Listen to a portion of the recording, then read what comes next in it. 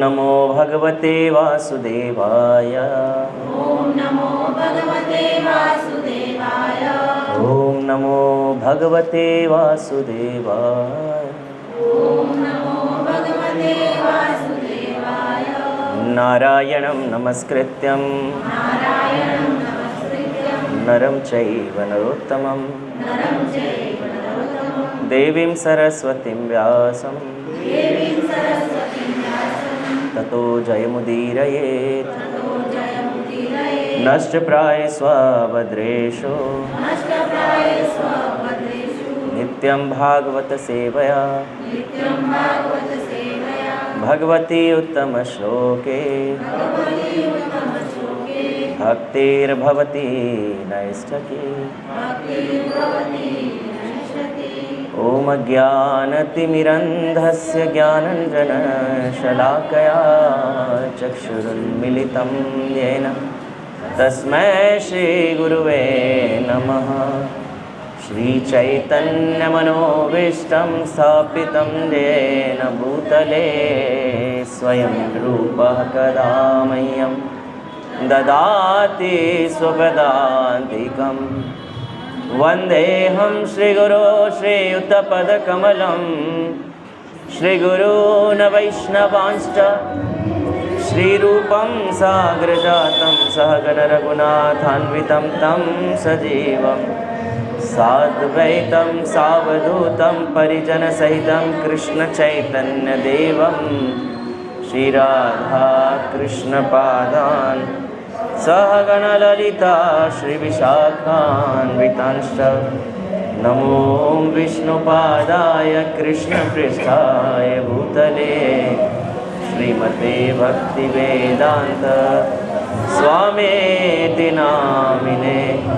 नमस्ते सरस्वते देवै गौरवाणी प्रचारिणे निर्विशेषशून्यवादी पाश्चात्यदेशतारिणे वाञ्छाकल्पतरुभ्यश्च कृपासिन्धुभ्यैव च पतितानां पावनेभ्यो वैष्णवेभ्यो नमो नमः।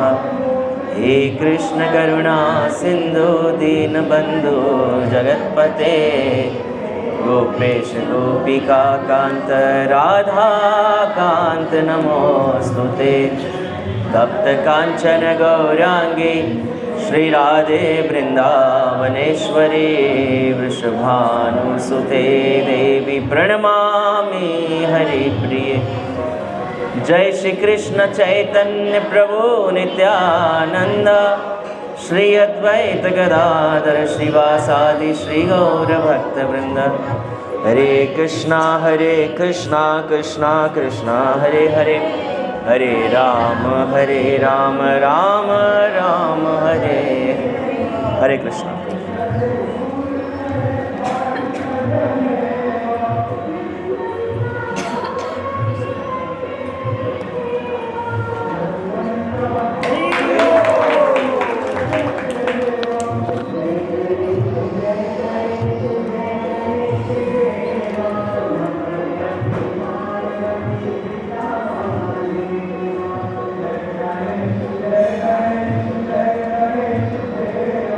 श्रीमद् भागवत स्कंद तृतीय अध्याय 8। पुंसा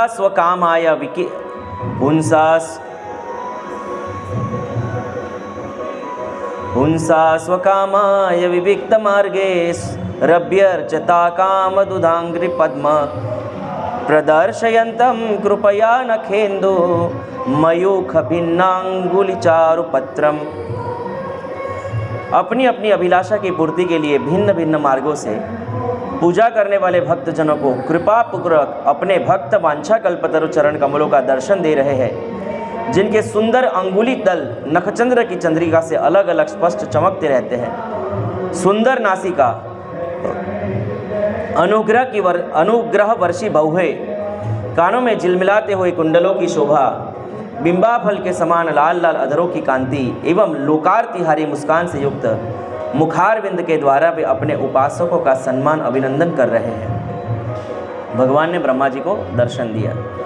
वत्स उसके नितंब देश में कदम्ब कुसुम के केसर के समान पीत वस्त्र और सुवर्णमयी मेखला सुशोभित है तथा वक्षस्थल में अमूल्य हार और सुनहरी रेखा वाले श्री वत्स चिन्ह की अपूर्व शोभा हो रही है। वे अव्यक्त मूल चंदन वृक्ष के समान है। महामूल्य केयूर और उत्तम उत्तम मणियों से सुशोभित उनके विशाल भुजदंड ही मानो उनकी सहस्त्रों शाखाएं हैं और चंदन के वृक्षों में जैसे बड़े बड़े सांप लिपटे रहते हैं, उसी प्रकार उनके कंधों को शेष जी के फणों ने लपेट रखा है। भगवान के कंधों को शेष जी के फणों ने लपेट रखा है। वे नागराज अनंत के बंधु श्री नारायण ऐसे जान पड़ते हैं मानो कोई जल से गिरे हुए पर्वतराज ही हो। पर्वत पर जैसे अनेकों जीव रहते हैं, उसी प्रकार वे संपूर्ण चराचर में आश्रय है। शेष जी के फणों पर जो सहस्त्र मुकुट है, वे ही मानो उस पर्वत के सुवर्ण मंडित शिखर है तथा वक्षस्थल में विराजमान कौस्तुभमणि उनके गर्भ से प्रकट हुआ रत्न है। प्रभु के गले में वेद रूप भंवरों से गुंजायमान अपनी कीर्तिमय वनमाला विराज रही है। सूर्य, चंद्र, वायु और अग्नि आदि देवताओं की भी आप तक पहुँच नहीं है तथा त्रिभुवन में बेरोक टोक विचरण करने वाले सुदर्शन चक्रादि आयुध भी प्रभु के आसपास ही घूमते रहते हैं। उनके लिए भी आप अत्यंत दुर्लभ है। तब विश्व रचना की इच्छा वाले लोक विधाता ब्रह्मा जी ने भगवान के नाभि सरोवर से प्रकट हुआ वह कमल, जल, आकाश, वायु और अपना शरीर, केवल ये 5 ही पदार्थ देखे। उनके सिवा और कुछ उन्हें दिखाई नहीं दिया।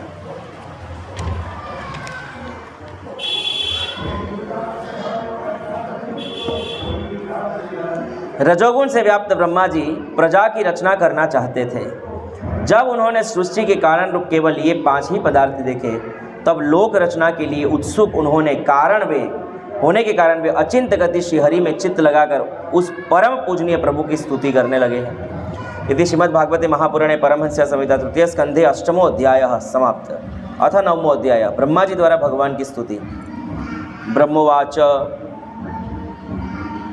ज्ञातोऽसि मेघ सुचिरान्नुदेह भाजां न ज्ञायते भगवतो गतिरित्यवद्यं नान्यत्वदस्ति भगवन्नपि तन्न शुद्धं माया गुणव्यतिकराध दुरोर्विभासि रूपं यदेतदवबोधरसात् रसोदयेन सश्वन्निवृत्ततमसा सदनुग्रहाय आदौ गृहीतमवतारशतेकबीजं यन्नाभिपद्मभवनादहर हमा विरासम। ब्रह्मा जी ने कहा, प्रभु आज बहुत समय के बाद मैं आपको जान सका हूँ। ब्रह्मा जी ने कहा, बहुत समय के बाद मैं आपको जान सका हूँ। अहो, कैसे दुर्भाग्य की बात है कि देहधारी जीव आपके स्वरूप को नहीं जान पाते। कैसे दुर्भाग्य की बात है कि देहधारी जीव जिसने देह धारण किया है वो आपको समझ नहीं पाते। कितना आश्चर्य की बात है, दुर्भाग्य की बात और आश्चर्य दोनों की है। सबसे निकट परमात्मा है, परमात्मा से ही हमारा शरीर बना है। पृथ्वी, जल, अग्नि, वायु आदि हर पदार्थ तो परमात्मा का स्वरूप है। परमात्मा प्रवेश करते हैं, बुद्धि देते हैं, ज्ञान देते हैं, साक्षी भाव में है, अनुमंता है। शरीर को हम अपना मानते हैं, लेकिन शरीर जिसका है उसको हम नहीं जानते।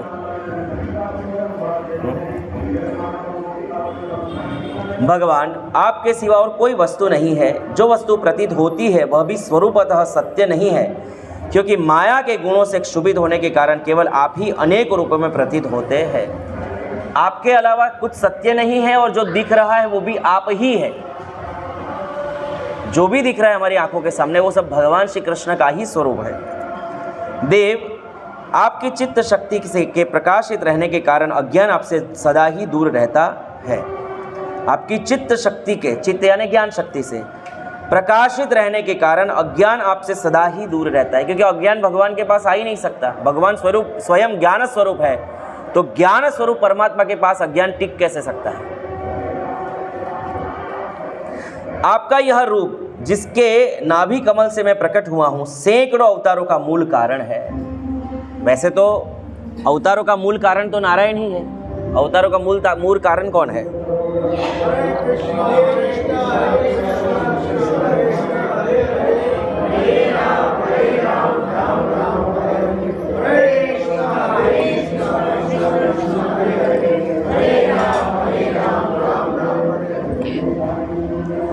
एते च अंश कला कृष्णस्तु भगवान स्वयं इंद्रारी व्याकुलम लोक मूढ़यन्ति युगे युगे। नारायण बलराम जी के अंश है, लेकिन जो 24 अवतार ब्रह्मांड में होते हैं वो नारायण से ही होते हैं। यहाँ कृष्ण और राम की बात नहीं हो रही है। राम साक्षात साकेत धाम से संकर्षण, अनिरुद्ध, प्रद्युम्न और वसुदेव आते हैं, और कृष्ण तो डायरेक्ट आते ही आते हैं। कृष्ण तो इन सबका अवतार है, क्योंकि संकर्षण, अनिरुद्ध, प्रद्युम्न, बलराम का भी अंशी तो कृष्ण ही है। तो यहाँ बाकी के जितने अवतार है वो अवतार नारायण से ही प्रकट होते हैं।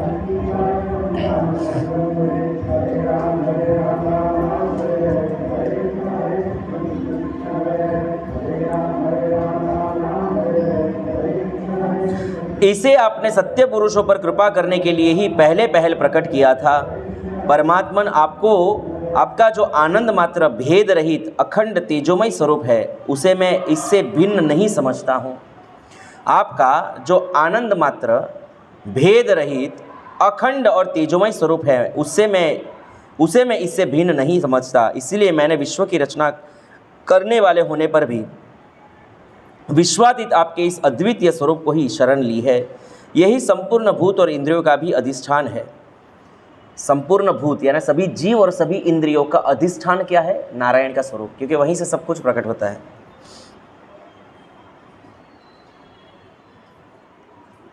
हे विश्व कल्याणमयी, मैं आपका उपासक हूँ। आपने मेरे हित के लिए ही मुझे ध्यान में अपना यह रूप दिखलाया है। जो पापात्मा विषयासक्त जीव है वे ही इसका अनादर करते हैं। मैं तो आपको इसी रूप में बार बार नमस्कार करता हूँ। वेद के ही दो मार्ग चल गए, एक निराकार और एक साकार। लेकिन ब्रह्मा जी कहते हैं कि मैं आपके इस रूप को ही बारंबार प्रणाम करता हूँ। जो लोग आपके रूप की उपेक्षा करते हैं, निरादर करते हैं, हाँ, वो पापात्मा है और विषयासक्त है। यानी निराकारवादी जो है वो कहीं ना कहीं तो पापात्मा है, तो ही तो भगवान के सुंदर रूप का, उनके शरीर का वो लोग तिरस्कार कर रहे हैं। तो भगवान के श्री अंग का तिरस्कार करना ये तो पाप ही है एक प्रकार से। तो ये लोग बहुत शुद्ध हृदय नहीं है। मेरे स्वामी, जो लोग वेद रूप वायु से लाई हुई आपके चरण रूप कमल कोश की गंध को आपके कर्णपुटों से ग्रहण करते हैं, अपने कर्णपुटों से ग्रहण करते हैं, उन अपने भक्तजनों के हृदय कमल से आप कभी दूर नहीं होते। ध्यानपूर्वक सुनिए। जो लोग वेद रूपी वायु से लाई हुई आपके चरण कमल रूप कमल कोश की गंध को, वेद रूप वायु से लाई, वेद रूप वायु से लाई भगवान के चरण कमल की गंध। तो वेद क्या है? वेद वायु का कार्य कर रहा है। और क्या ला रहा है? भगवान के चरण कमल की गंध, यानी भगवान की कीर्ति। वेद रूपी वायु से लाई गई भगवान के चरण कमल रूपी मकरंद को जो अपने कर्णपुटलों में, अपने कानों में भर भर कर पीते हैं, वे अपने भक्तजनों के हृदय कमल से आप कभी भी दूर नहीं रहते हैं। ऐसे भक्तों के हृदय कमल से भगवान एक क्षण के लिए भी दूर रहती नहीं है। भगवान ने स्वयं भगवत गीता में कहा है, ऐसा भक्त जो निरंतर मेरी कथा सुनता है, मेरा कीर्तन करता है, मेरा ध्यान करता है, उससे एक क्षण के लिए भी मैं दूर नहीं होता, और ना वो मुझसे एक क्षण के लिए दूर होता है। मेरी आंखों से कभी ओझल नहीं होता, भगवान ऐसा कहते हो, ना मैं उसकी आंखों से ओझल होता हूँ। तो जो निरंतर भगवान का भजन कीर्तन पूजन श्रवण करते हैं उनके लिए भगवान बिल्कुल सुलभ है। और भगवान का नाम ही भगवान है, भगवान का रूप ही भगवान है, भगवान की लीला ही भगवान है। तो ऐसा मत समझना कि कब प्रकट होंगे भगवान। अरे आपके सामने नाम है, वही साक्षात श्री कृष्ण है। आप कथा सुन रहे, कथा भी साक्षात श्री कृष्ण है। आप गुणगान सुन रहे, वो भी साक्षात श्री कृष्ण है। तो समझ आए, तो कृष्ण कोई स्थूल रूप में नहीं है, वो सभी रूप में है, क्योंकि वो इतने सामर्थ्यवान है कि अपने नाम रूप गुण लीला सभी रूपों में वो समान है। हरि व्यापक सर्वत्र समान, प्रेम ते प्रकट भय में जाना। तो आप, हम लोग नाम जप करते तब हम वो अनुभव ही नहीं करते। नाम जप करते हैं तब तो हम वो अनुभव ही नहीं करते कि भगवान हमें प्राप्त है। हम जब कथा कीर्तन सुनते हैं तभी हम अनुभव नहीं करते कि भगवान हमारे साथ है। जब हम सेवा करते हैं तभी भी हम फील नहीं करते कि भगवान हमारे साथ है। तो ये तो सब फीलिंग की ही बात है। क्रिया किसी भी काम में लगने वाली नहीं है। क्रिया किसी भी काम में नहीं लगने वाली है। आप जो भी क्रिया कर रहे हो वो काम नहीं लगेगी जब तक आपका मन उस समय श्री कृष्ण में नहीं होगा। भगवान ने अर्जुन को भगवत गीता में एक बात बताई, तस्मात् सर्वेषु कालेषु माम अनुस्मर युद्ध च। तो अर्जुन ने इतने सारे लोगों को मार दिया तो नोट क्यों नहीं हुआ? हिंसा नोट क्यों नहीं हुई? नोट होनी चाहिए थी, हिंसा नोट क्यों नहीं हुई? भगवान ने क्रिया को देखा ही नहीं। उस क्रिया के समय अर्जुन की बुद्धि और मन कहाँ था, बस वही नोट हुआ। जीरो में कितना भी गुणाकार करो क्या रहेगा, जीरो रहेगा कि नहीं रहेगा। उसी प्रकार जिसकी चित्त की अवस्था कृष्ण में लगी हुई है, जीरो में, क्योंकि वही लगेगा तो किसी भी चीज़ की कीमत होगी, नहीं तो कीमत होगी नहीं। तो भगवान में अगर किसी का मन लग रहा है, उसके बाद वो जो भी क्रिया कर रहा है वो क्रिया नहीं नोट होगी, ऊपर क्या नोट होगा, मूड भाव नोट होगा। इसलिए आचार्य लोग कहते हैं, भगवान बार बार कहते हैं, मन मना भव मद भक्तो, अपना मन मुझे दो, मय्ये व मना आधस्व मयि बुद्धि निवेश, मुझ में अपना मन लगाओ, मुझ में अपना मन लगाओ। मतलब हम जो भी कार्य कर रहे हैं वो सिर्फ क्रिया बनकर ना रह जाए, नहीं तो श्रम वही केवलम यही होगा। हम जो भी कार्य कर रहे हैं उस कार्य के अंदर हमारा मन होना चाहिए। इसलिए बार बार आचार्य कहते हैं ध्यान पूर्वक जप करो, ध्यान पूर्वक जप करो, ध्यान पूर्वक जप करो, क्योंकि ध्यान पूर्वक लिया हुआ एक नाम भी कृष्ण को प्रकट कर सकता है, और बेध्यान से की हुई 64 माला भी आपका कल्याण कर सकती, क्योंकि सिद्धांत यही लगेगा कि वो क्रिया करते समय आपका मन कहाँ था। यही सिद्धांत है, ये सीधी सी बात है। आप इसको समझ ले तो बहुत अच्छी बात है, और आगे ज़्यादा प्रवचन करने की ज़रूरत भी नहीं रहेगी। हम जो कार्य कर रहे हैं, जरूरी नहीं है कि आप मुझे हर रोज़ व्हाट्सएप पर जो मैसेज डालते हो कि मैंने इतनी माला करी, वो मुझे ज़रूरत इसलिए पड़ती है क्योंकि अगर वो नहीं करता तो इतनी भी नहीं होती है, इतनी साधना भी नहीं होती है, कोई इतना रीडिंग भी नहीं करता। लेकिन मुझे बताने की अपेक्षा आप जब पढ़ने बैठो तो ये सोचो कि परमात्मा नोट कर रहा है, अंदर सब देख रहा है, मैं कितनी माला किस ध्यान से कर रहा हूँ वो नोट कर रहा है, मैं कितना रीडिंग कर रहा हूँ वो नोट कर रहा है, वो ज़्यादा महत्वपूर्ण है। इसलिए जो भी कार्य करो वो प्रामाणिकता से करो, किसी को दिखाने के लिए करने की कोई ज़रूरत नहीं, तो वो सिर्फ क्रिया मात्र है, और क्रिया से कुछ नहीं होता। क्रिया के समय आपकी बुद्धि किस काम क्या काम कर रही थी और आपने किस भावना में वो कार्य किया है, वो भावना ही नोट होती है। इसलिए वैष्णव कभी कभी ऐसा निंदित कार्य करते हुए दिखता है, वैष्णवेर क्रिया मुद्रा विज्ञ न बुझाए, ऐसा कार्य करते हुए दिखता है जो कार्य वैष्णव को कभी नहीं करना चाहिए। लेकिन उस कार्य को करते समय भी उसकी बुद्धि क्या है ये आप कैसे जानेंगे, आप अंतर्यामी है क्या। इसलिए हमें आचार्यों ने कह दिया वैष्णवेर क्रिया मुद्रा विज्ञ न बुझाए। अब हमारे जगन्नाथ दास बाबा जी महाराज, वो कुत्ते को इकट्ठा करते थे और उसी थाली में कुत्ते को भी खिलाते थे और उसमें खुद भी खाते थे। तो एक तरफ तो शास्त्र में ऐसा लिखा है कि कुत्ते को छूकर स्नान करना चाहिए, जो पूजा पाठ वाला है उसको तो कुत्ते को छूकर स्नान करना चाहिए। और जगन्नाथ दास बाबा जी महाराज तो कुत्ते को, पिल्ले को, पूरे गांव के पिल्ले को इकट्ठा करते हैं, मधुकरी मांग के लाते एक थाली में, वो पिल्ले भी उसी में खाते और बाबा जी भी उसी में खाते।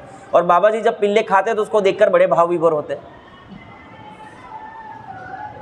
क्या भाव था जगन्नाथ दास बाबा जी महाराज का? उनका ये भाव था कि जो पिल्ले है ये भी मायापुर व्रजवासी है, मायापुर व्रज है, साक्षात व्रज है, और ये पिल्ले भी व्रजवासी है। कौन सा पुण्य किया होगा जब इनको यहाँ जन्म मिला है। तो मैं तो बहुत कनिष्ठ नीच जीव हूँ और ये पिल्ले तो बहुत भाग्यशाली है जिनका यहाँ जन्म हो गया है। तो वो अपने से ऊंचा मानकर पिल्लों को उनका उतना आदर सम्मान देते थे। है हमारी दृष्टि उतनी ऊंची नहीं है। इसीलिए वैष्णवेर क्रिया मुद्रा विज्ञ न बुझाए। तो हम उनका अनुकरण तो नहीं कर सकते, उनकी देखा देखी हम भी कुत्ते पाल लाए और हमें उसी थाली में खाए तो वो तो तर गए। वो तो साक्षात, वो तो भगवान के पार्षद थे, वो तो नित्य मुक्त थे, लेकिन हम नरक में निश्चित चले जाएंगे। तो किसी का अंधानुकरण नहीं करना चाहिए, लेकिन कभी कभी कोई व्यक्ति, कोई वैष्णव कोई कार्य कर रहा है तो उस पर अपनी बुद्धि भी नहीं लगानी चाहिए, क्योंकि वो किस भाव से कर रहा है वो हमें नहीं पता है। तो हमेशा क्रिया नोट नहीं होती है, उस क्रिया करते समय मन की क्या अवस्था है यही नोट होता है। इसलिए तो भगवान भगवत गीता में कहते हैं यम यम वापि स्मरत भावम त्यजेत्यन्ते कलेवरम तम तमोवेति सदा तद्भाव भाविका। मृत्यु समय व्यक्ति के मन की जो अवस्था होती है उस अवस्था के अनुसार ही उसको गति मिलती है। बहुत दान कर रहा है, पुण्य कर रहा है, बहुत जप कर रहा है, बहुत ये सब कर, लेकिन मन में 24 घंटे कामना चलती है, वासना चलती है। सफ़ेद कपड़ा पहनकर आता है, बड़ी गाड़ी से उतरता है, हजारों भिक्षुकों को दान भोजन कराता है, सब कुछ कराता है, लेकिन ये सब कर रहा है, बाहर क्रिया उसकी ये सब चल रही है, लेकिन मन में उस गरीब भिखारन को देखकर भी उसके अंदर काम वासना एकदम प्रज्वलित अग्नि के समान जल रही है। तो उसके किए हुए दान का क्या मतलब, जब तो उसके हृदय में भावना ही कुछ और चल रही है। तो अंदर परमात्मा तो सब कुछ नोट कर रहे हैं और उसको फल वही मिलेगा जो उसके दिल में चल रहा है, उसकी क्रिया का फल नहीं मिलेगा। क्रिया और मन का कोई मेल तो हो।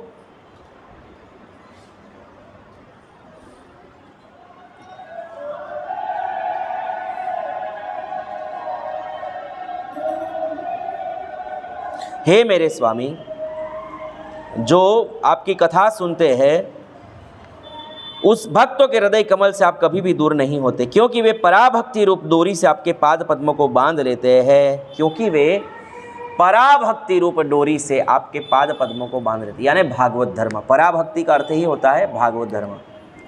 जब तक पुरुष आपके अभयप्रद चरणारविंद होगा, अभयप्रद, भगवान के चरण कमल कैसे है? अभयप्रद। श्रील प्रभुपाद जी का नाम क्या है? दीक्षा के बाद का नाम अभय चरण। क्या नाम है? अभय चरण।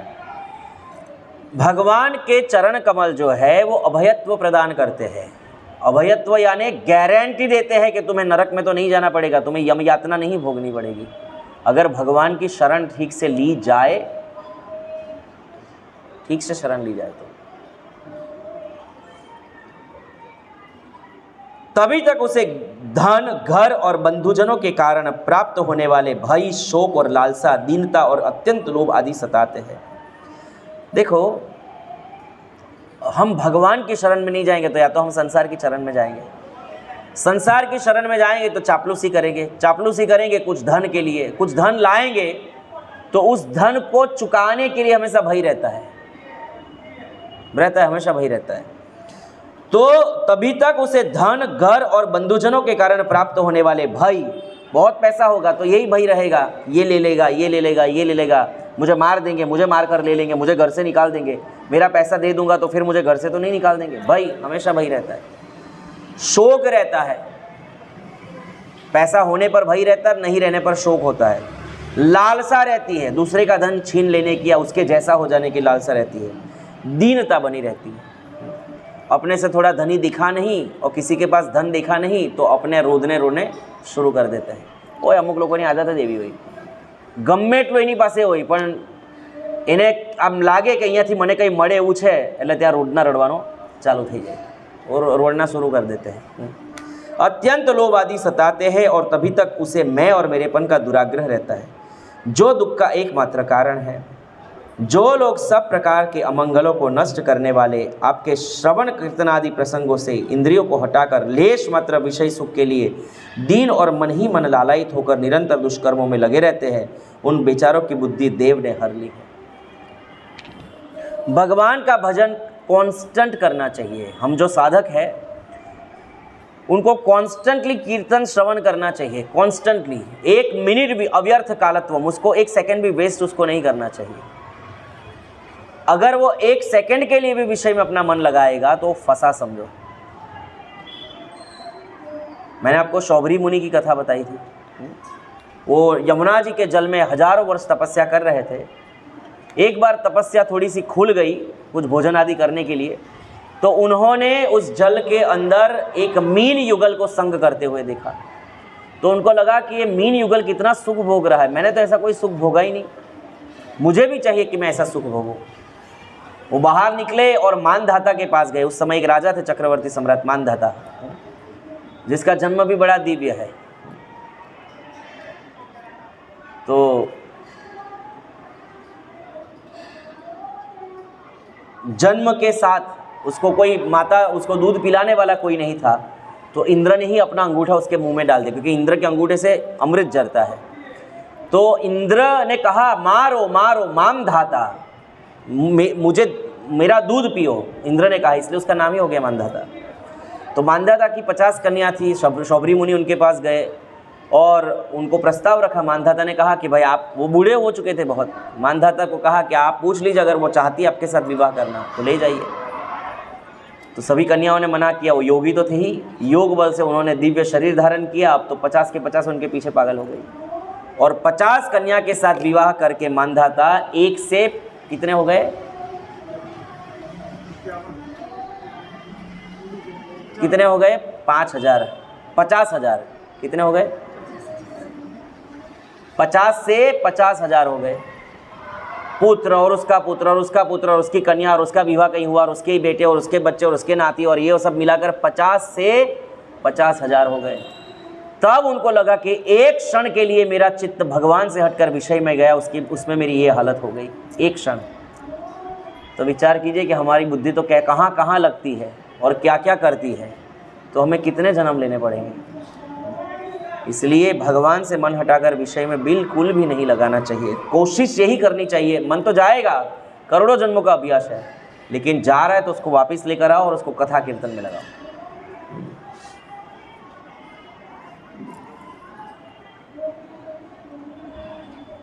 अच्युत, हे उरुक्रम, इस प्रजा को भूख प्यास बात पित्त कफ सर्दी गर्मी हवा और वर्षा से परस्पर एक दूसरे से तथा कामाग्नि और दुस्सह क्रोध से बार बार कष्ट उठाते देखकर मेरा मन बड़ा खिन्न होता है। स्वामीन, जब तक मनुष्य इंद्रियों और विषय रूपी माया के प्रभाव से आपसे अपने को भिन्न देखता है तब तक उसके लिए इस संसार चक्र की निवृत्ति नहीं होती। ब्रह्मा जी ने तो सर्जन किया ही नहीं, तो संसार का दुख कैसे जानते हैं? अभी तो सर्जन हुआ ही नहीं कुछ भी, तो ब्रह्मा जी ऐसा बोल कैसे रहे? ब्रह्मा जी क्या बोले? ध्यान से सुना कि ऊपर से गया। ब्रह्मा जी बोले, इस प्रजा को भूख प्यास वात पित्त कफ सर्दी गर्मी हवा और वर्षा से परस्पर एक दूसरे से तथा कामाग्नि और दुस्सह क्रोध से बार बार कष्ट उठाते देखकर मेरा मन बड़ा खिन्न होता है। ब्रह्मा जी ने तो भी सर्जन किया ही नहीं, कुछ सर्जन नहीं हुआ है। तो ब्रह्मा जी जानते हैं कि सृष्टि उत्पन्न होने के बाद प्रजा की क्या अवस्था होगी। ब्रह्मा जी जानते हैं। स्वामीन, जब तक मनुष्य इंद्रिय और विषय रूपी माया के प्रभाव से आपसे अपने को भिन्न देखता है तब तक उसके लिए इस संसार चक्र की निवृत्ति नहीं होती। जब तक जीव माया के प्रभाव से अपने आप को भगवान से भिन्न देखता है, द्वैत मानता है, तब तक उसको संसार चक्र से निवृत्ति नहीं होती। हम एक ही है, तब तक उसके लिए इस संसार चक्र की निवृत्ति नहीं होती। यद्यपि यह मिथ्या है तथापि कर्मफल भोग का क्षेत्र होने के कारण उसे नाना प्रकार के दुखों में डालता रहता है। ये शरीर जो है, यद्यपि यह मिथ्या है तथापि कर्मफल भोग का क्षेत्र होने के कारण उसे नाना प्रकार के दुखों में डालता रहता है। देव, औरों की तो बात ही क्या, जो साक्षात मुनि है वे भी यदि आपके कथा प्रसंग से विमुख रहते हैं तो उन्हें संसार में फंसना पड़ता है। मुनि है, भले ही बहुत तपस्या कर रहे हैं, लेकिन वो भी अगर आपकी कथा कीर्तन से दूर है तो उसको भी संसार में गिरना पड़ेगा। आपको भी उदाहरण मैंने बताया शौभरी जी का। वे दिन में अनेक प्रकार के व्यापारों के कारण विक्षिप्त चित्त रहते हैं, रात्रि में निंद्रा में अचेत पड़े रहते हैं। उस समय भी तरह तरह के मनोरथों के कारण क्षण क्षण में उनकी नींद टूटती रहती है तथा देववश उनकी अर्थ सिद्धि के सब उद्योग भी विफल होते रहते हैं। पूरा दिन भी इधर उधर की बातें करता रहता है और रात को भी नींद में इतना टेंशन रहता है कि बार बार नींद टूट जाती है उसकी। तरह तरह के मनोरथ के कारण क्षण क्षण में उसकी नींद टूटती रहती है और देववश उसकी अर्थ सिद्धि के सब उद्योग भी विफल हो जाते हैं। भगवान किसी को यहाँ पूर्ण रूप से सक्सेस होने देते? पूर्ण रूप से सक्सेस तो किसी को नहीं। एक चीज़ देंगे तो दूसरी नहीं देंगे, दूसरी देंगे तो तीसरी नहीं देंगे। बहुत पैसा देंगे तो उसका स्वास्थ्य नहीं देंगे, स्वास्थ्य देंगे तो खाना नहीं देंगे, खाना देंगे तो उसके साथ रोग भी दे देंगे। सबको भगवान एक चीज़ देंगे तो दूसरी नहीं देंगे। भगवान उसके मनोरथों को कभी सफल होने देते नहीं है। नाथ, आपका मार्ग केवल गुण श्रवण से ही जाना जाता है। आप निश्चय ही मनुष्य के भक्ति योग के द्वारा परिशुद्ध हुए हृदय कमल में निवास करते हैं। कहाँ रहते भगवान? जिसका हृदय भक्ति से शुद्ध हो गया है उसके हृदय कमल में ही भगवान निवास करते हैं। नारद जी ने पूछा कि आप कहाँ मिलेंगे? जहाँ योगी जन बैठते हैं वहाँ पर आप उनके हृदय में बैठते हैं। ना हम तिष्ठामि वैकुंठ है, मैं तो वैकुंठ में रहता ही नहीं हूँ, क्या करूँ वहाँ बैठकर? तो फिर आप योगियों के हृदय में निवास करते हैं? नारद जी पूछते हैं भगवान को, तो भगवान कहते हैं ना योगिनाम हृदयेषु वा। तो कहाँ रहते फिर आप? यत्र गायन्ति मद्भक्त तत्र तिष्ठामि नारद। जहाँ जहाँ मेरा भक्त उच्च स्वर से कीर्तन करते हुए नाचता है, गाता है, रोता है, बिलखता है, उस भक्त के हृदय में मैं निवास करता हूँ। तत्र तिष्ठामि नारद, मैं वहीं पर रहता हूँ, उसके अलावा मैं कहीं नहीं रहता हूँ। इसीलिए मनुष्य के भक्ति योग के द्वारा परिशुद्ध हुए हृदय कमल में निवास करते हैं। पुण्य श्लोक प्रभु, आपके भक्तजन जिस जिस भावना से आपका चिंतन करते हैं, उन साधु पुरुषों पर अनुग्रह करने के लिए आप वही वही रूप भी धारण कर लेते। जिन जिन रूप का भक्त चिंतन करते हैं, उन रूप को भगवान धारण कर लेते हैं। अनंत रूप है भगवान के। भगवान जो भक्त जो भावना करता है, उसी प्रकार का रूप भगवान धारण कर देते हैं।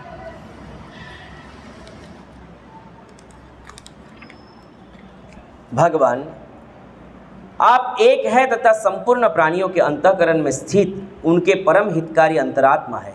आप एक ही हैं और एक होने पर भी समस्त प्राणियों के अंतःकरण में है। मतलब समस्त प्राणियों के अंतःकरण में होने पर भी एक ही है। किसी में ज़्यादा, किसी में कम, किसी में बड़ा, किसी में छोटा, किसी में बुद्धिमान, किसी में कम बुद्धि, ऐसा नहीं। सबके हृदय में समान है और समान होने पर भी क्या है? एक ही है। आप किसी को ठगते हो तो ये मत समझना कि आप उसको ठग रहे हो। देखो, जीव के रूप में हम दोनों समान हैं, जीव में भी भेद नहीं है और परमात्मा हर जगह एक ही है। आप में भी वही और मेरे में भी है, सब में, लेकिन है एक। तो आप किसको ठग रहे हो? वास्तव में अपने आप को ही ठग रहे हो, क्योंकि मैंने आपको किरण के भेद से बताया था कि किरण भले ही सूर्य की अनंत है, लेकिन है तो किरण सब एक ही। तो अगर मैं इस व्यक्ति को मूर्ख बना रहा हूं, तो वो और मेरे में भेद ना होने की वजह से मैं अपने आप को ही ठग रहा हूं। ये ज्ञान हमें बहुत दृढ़ता से समझ लेना चाहिए। किसी के साथ दुर्व्यवहार नहीं करना चाहिए, किसी को ठगना नहीं चाहिए। जितना अपने प्रारब्ध में हो उतना लेना चाहिए। उनके परम हितकारी अंतरात्मा है, इसलिए यदि देवता लोग भी हृदय में तरह तरह की कामनाएं रखकर भांति भांति की विपुल सामग्रियों से आपका पूजन करते हैं, तो उससे आप उतने प्रसन्न नहीं होते जितने सब प्राणियों पर दया करने वाले से होते हैं। देवता बड़े बड़े उपहार सामग्री लेकर आते हैं भगवान के पास। क्या कमी है देवताओं के पास सुख की? बड़े बड़े थाल भर भर कर रत्न और स्वर्ण, बहुत सब कुछ ले लेके भगवान के पास जाते हैं, बड़ी बड़ी स्तुतियाँ करते हैं। लेकिन उनके हृदय में क्या है? कामना है, कुछ ना कुछ कामना है। कामना के बगैर तो देवता भी स्तुति नहीं करते हैं। लेकिन यहाँ पर ब्रह्मा जी कहते हैं, आप उन सब से भी उतना प्रसन्न नहीं होते जितने सभी जीवों पर दया करने वाले पर आप प्रसन्न होते हैं। और सभी जीवों पर वास्तविक दया क्या है? खाना देना, कपड़े देना। एक मेले में एक बच्चा खो गया, और बच्चा तो बहुत करोड़पति का था, बहुत करोड़पति मतलब अरबों खरबों पति का बच्चा था, खो गया। तो रोते रोते वो बच्चा बिलक रहा था, गिर रहा था, उठ रहा था, कपड़े फट गए, कपड़े खराब हो गए, 2-3 घंटों से रो रहा था। तो भूख प्यास भी बहुत लगी थी। तो एक आदमी आया और आकर उसको पानी पिला दिया, ठीक है, और पानी पिलाकर वो चला गया। दूसरा आया, उसने उसको खाना खिला दिया, वो समझ गया कि बहुत भूखा है, तो खाना खिला दिया, खाना खिलाकर भी वो चला गया। तीसरा आया, कपड़े बहुत फट चुके थे, सब खराब हो चुके थे, कपड़े बदलवा दिए, नए खरीद कर पहनवा दिए, वो भी चला गया। तो अच्छा काम किया कि बुरा काम किया? अच्छा किया। लेकिन चौथा आया, उसने देखा कि बालक बहुत रो रहा है और किसी से बिछड़ गया है, तो उसने उस बालक से अपने पिता का फ़ोन नंबर पूछा। बालक इतना तो बड़ा था कि पिता घर का एड्रेस नहीं बोल सकता था, अगर पिताजी का नंबर याद था। हाँ, तो उस व्यक्ति ने उसके पिताजी को ढूंढा और उस पिताजी से उस बालक को मिलवा दिया। तो अब उस बालक को खाने की, पीने की, कपड़े लत्ते की कोई दिक्कत रहेगी कि नहीं रहेगी? नहीं रहेगी। तो सबसे ज़्यादा बुद्धिमान व्यक्ति कौन था? खाना खिलाने वाला, कपड़ा दिलाने वाला, प्यास बुझाने वाला, या बाप से मिलाने वाला? उसी प्रकार जो व्यक्ति समग्र जीवों को भगवान से मिलाता है, उससे बड़ा परोपकारी संसार में कोई नहीं। इसलिए भगवान भगवत गीता में कहते हैं 18वें अध्याय में, य इदम परमं गुह्यम मद्भक्ते सुविधास्यति भक्तिमयी पराकृतमां मां वैशत्य संशय। न च तस्मात् मनुष्येषु कश्चिन मे प्रियकृतम। जो व्यक्ति मेरे इस दिव्य रहस्य को मेरे भक्तों को बताता है और मेरे पास उसको लाता है, उससे ज़्यादा प्रिय भक्त ना मुझे कोई था, ना कोई है और ना कोई होगा। सीधा भगवान ने बोल दिया। ये 4 योग जो भगवत गीता में बताए, भगवान ने कहा कोई नहीं योगी मेरे पास उतना जल्दी आएगा। कर्म योगी भी बताया, ज्ञान योगी भी बताया, भक्ति योगी भी बताया, ध्यान योगी भी बताया, अष्टांग योगी बताया। ये 4 योग साधना करने वाले योग करते ही रहेंगे, लेकिन प्रचार करने वाला, लोगों के पास भगवत गीता भागवत को पहुंचाने वाला, इन 4 से पहले भगवान के पास चला जाएगा। ये गारंटी भगवान ने दी है। तो ऐसा नहीं कि प्रचार करने वाला मतलब सिर्फ बोलने वाला, बोलने की सहायता कर, प्रवचन ऐसे ही नहीं होता, बहुत सारी सेवा लगती है। तो उन प्रवचन की सेवा में लगने वाला व्यक्ति भी प्रचारक ही है, ऐसा श्रील प्रभुपाद जी कहते थे। उनकी पुस्तक बेचने वाला भी प्रचारक है, क्योंकि पुस्तक के माध्यम से भी वो क्या प्रचार कर रहा है, भगवत गीता भागवत का ही प्रचार कर रहा है। तो भगवान ब्रह्मा जी कहते हैं कि इंद्र की स्तुति सुनकर आप इतने प्रसन्न नहीं होते हैं जितने प्रसन्न आप सभी जीवों पर दया रखने वाले व्यक्ति पर प्रसन्न होते हैं। किंतु यह सर्वभूत दया असत पुरुषों को अत्यंत दुर्लभ है। ये सर्वभूत दया जो है ना, ये असत पुरुषों पर अत्यंत दुर्लभ है। कैसे दुर्लभ है? अरे अपने घर में बच्चा जन्मेगा तो उसको भी जन्म के साथ ही बोटी चखवाएंगे, शराब चखवाएंगे। वो ऐसा गर्व महसूस करता है कि हमारे कुल खानदान में बच्चा हुआ तो उसको खाना पीना सिखा देना चाहिए बचपन से ही। अरे धिक्कार है, तुम तो नरक में जा रहे हो और ये 84 लाख में घूमता हुआ कोई जीव तुम्हारे घर में आया है तो तुम उसको भी नरक में घसीट रहे हो। चाहिए तो ये था कि तुम भी सुधर जाओ और तुम्हारे कुल खानदान में जो बच्चे पैदा हो रहे हैं उनको भी तुम सद्मार्ग दो।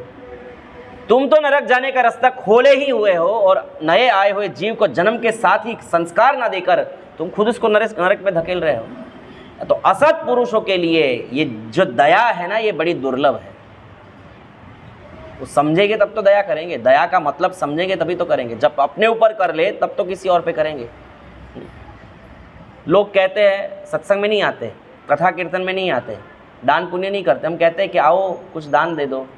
जो भाई આપણે આ બધું કરતા નથી, આપણે તો બધાનું સારું ઈચ્છીએ છીએ, આપણે કોઈનું ખરાબ કરતા નથી। બસ એ થઈ ગયું એટલે ભગવાન બધું જોઈ જ છે। पर तू अपना तो अच्छा कर ले। तुझे दुनिया का अच्छा सोचने और करने का भगवान ने कोई ठेका दिया है क्या, कॉन्ट्रैक्ट लिया है तूने? तू अपना कर ले। भारत भूमि ते हईल मनुष्य जन्मजार, जन्म सार्थक करी कर परोपकार। अगर भारत जैसी भूमि पर जन्म हो गया जहाँ रामकृष्ण का जन्म होता है, जहाँ गली गली संत घूमते रहते हैं, गाय घूमती रहती है, वैष्णव लोग तिलक लगा लगा कर घूमते हैं, ऐसे भारत जैसे भूमि पर भी तूने मनुष्य जन्म पाकर भी सत्संग नहीं प्राप्त किया, अपने स्वरूप को नहीं जाना, तो फिर तूने क्या दया की अपने आप पर? दूसरे पर तो बाद में करना, तू पहले अपने ऊपर तो दया कर, अपना तो अच्छा सोच ले। क्योंकि जब तक तू भगवान के पास जाने का रास्ता नहीं खोलेगा तब तक तो तू अपना कल्याण भी नहीं कर रहा है। दूसरे के ऊपर कल्याण तो बाद में होगा, जब अपने पर होगा तब तो दूसरे पर होगा।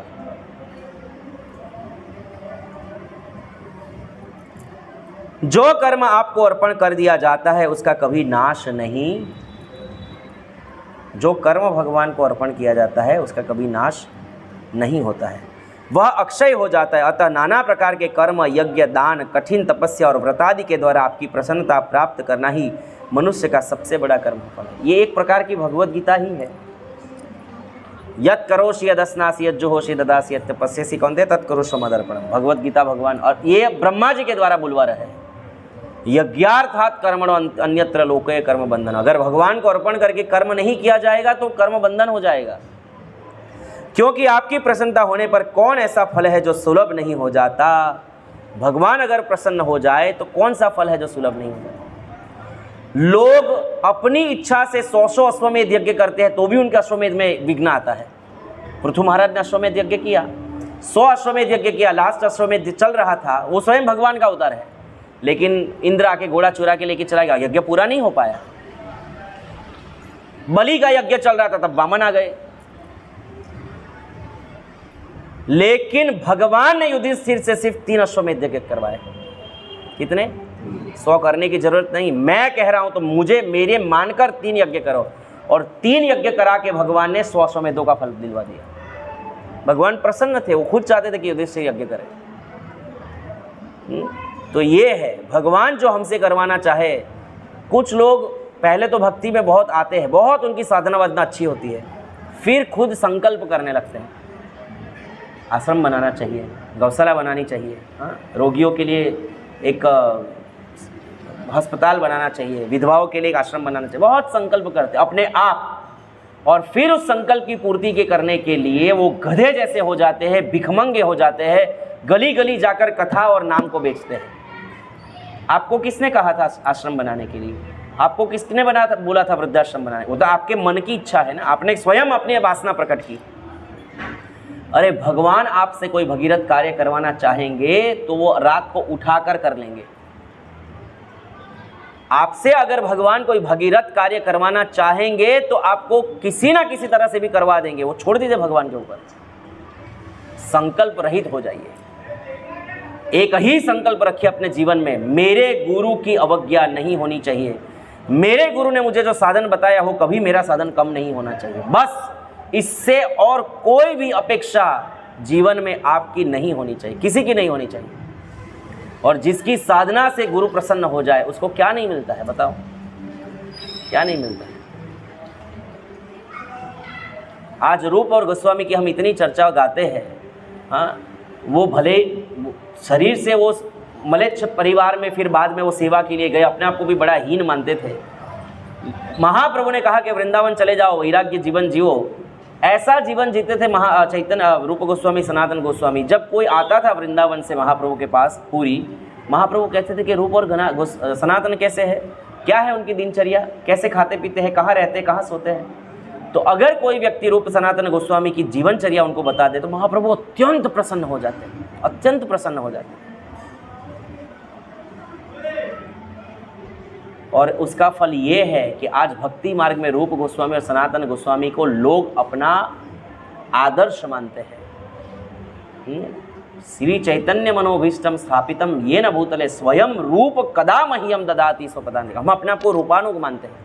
क्यों? क्योंकि महाप्रभु ने उसको शक्ति संचारित कर दिया उनकी साधना देखकर। क्योंकि उनका ना उन्होंने मठ बांधा ना मंदिर बांधा। मंदिर भी जो रूप गोविंद देव जी का बंधा है वो गोविंद देव जी तो पेड़ की शाख में रहते थे, मदन मोहन जी पेड़ की शाख में रहते थे।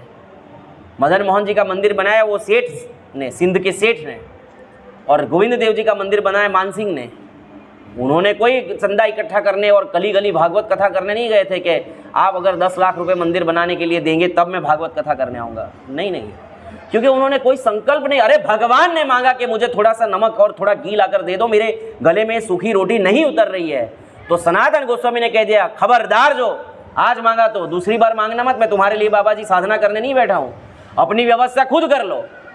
डांट दिया भगवान तक को भी, क्योंकि भगवान परीक्षा ले रहे थे, हाँ, कि ये संकल्प, ये मेरे लिए भी संकल्प लेता है कि नहीं लेता है। नहीं, भगवान के लिए भी नहीं। अब उनके गुरु जी ने जो उनको साधना बताई थी उससे आगे एक काम सनातन गोस्वामी रूप गोस्वामी ने नहीं किया। और आजकल ये बना देते हैं, ये बना देते हैं, ये क्या आपके गुरुजी ने आपको बताया था कि आप ये बनाओ?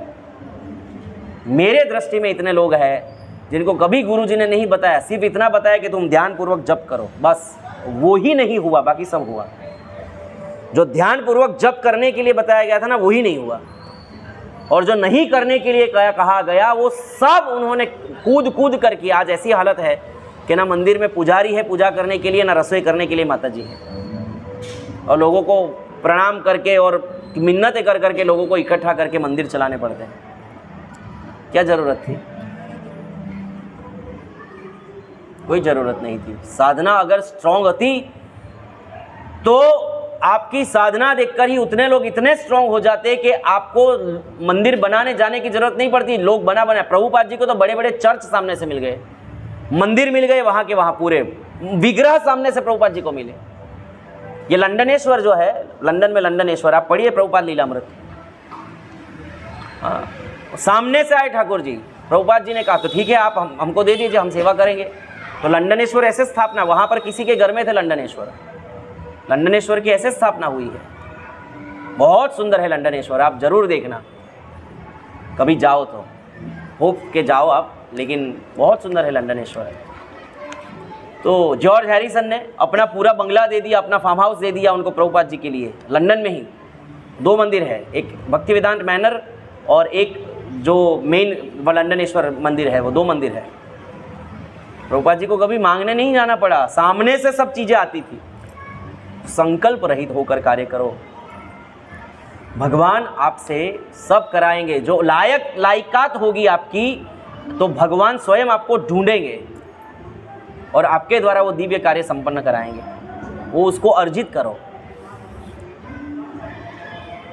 इसी के साथ यहीं पर विराम करते हैं। वैसे ये सब हो शोर हो हल्ला हो रहा है ना, वो वातावरण नहीं बनता भागवत का है। हाँ।